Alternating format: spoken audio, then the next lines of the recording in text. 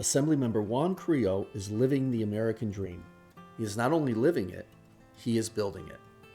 Carrillo worked on construction sites with his father when he was young and retains a love for working with his hands.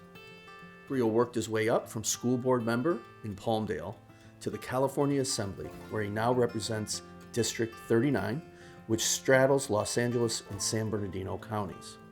Rebuild SoCal Partnership recently met with Assemblymember Carrillo to talk about his family, his values, and his positive vision for his district. But what I want to talk about is who you are, what grounds you every day. You know, that has a lot to do with the way that I was brought up with my family, my mom and dad. Seeing them, how hard they work, seeing my dad getting up early in the morning, seeing him get to a place of work early. To me, that starts to show character. That's just the way that I am. Typical immigrant story. My dad came to LA in 1985 in search of a better life for their families. The through line here seems determination and hard work, which is so representative of immigrant communities for generations. I knew that I had to get an education to be able to achieve the American dream.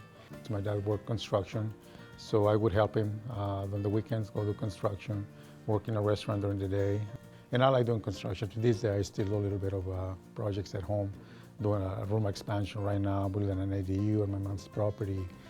So that's still something that I enjoy very much doing. For some reason, I like school. So I went to COD, College of the Desert, and then went to Cal Poly Pomona, where I got my bachelor's in urban and regional planning. And the city of Palmdale offered me a job as a planning technician. Then in 2016, I ran for the Palmdale City Council. And then I ran for the State Assembly for the new district, Assembly District 39. Can you tell us about your work on State Route 138, Palmdale Boulevard? Right now, Palmdale Boulevard is State Highway 138 controlled by Caltrans. We introduced a bill where we're asking Caltrans to give that route, give it back to the city, so the city can actually develop Palmdale Boulevard, make it easier for developers to be able to get their permits. There's still quite a bit of empty land, vacant land along Palmdale Boulevard, where developers struggle to go through the Caltrans process for access. So this legislation that we introduced, which by the way passed committee, will allow the city of Palmdale to take control of Palmdale Boulevard and design it in a way that will be beneficial to the city. Do you anticipate it being an economic driver as well? Absolutely. It's going to be an economic driver to the downtown in Palmdale here. If you walk along those streets over there, there's a lot of potential to bring new development. And again, those developers will be able to invest more money. For that economic growth and the jobs that are going to be created because of that, right? So yeah, and the name itself, Palmdale Boulevard, the city of Palmdale doing something for the business community. That's going to be exciting. Appreciate it. Well, great job. Thank you. Thank you very much. Thank you. Thank you. We look forward to working with you in the city of Palmdale. Same here. Thank you. Absolutely. My vision for public transit here is to have a connecting rail line going from this station to the other side of the district, the Victor Valley side.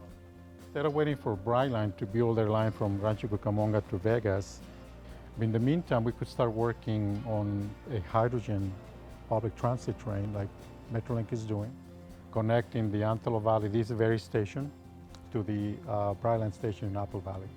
Just think of the number of jobs that that's going to bring to this area. Yeah, I was going to ask you, what does that mean?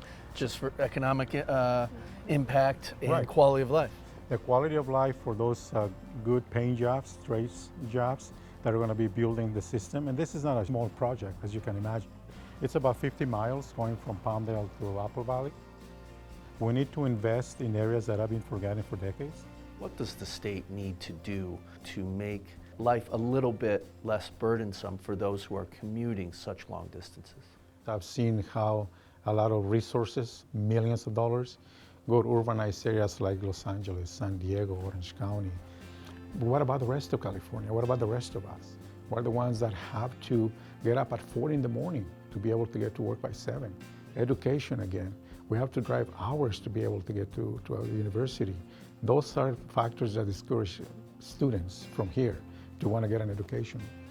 What is your work to improve housing affordability and availability throughout your communities throughout the state? We have to be able to find a mechanism that will really incentivize multifamily developers to be able to provide the units that we actually need. I'm a big believer in ADUs. In fact, I have an ADU in my house, and I'm working on one on my mom's house in Whittier. But when I rise and speak of the legislation that I'm being able to actually see the fruits of the hard work that not only I do in the district, but that we all do in the state and the high desert.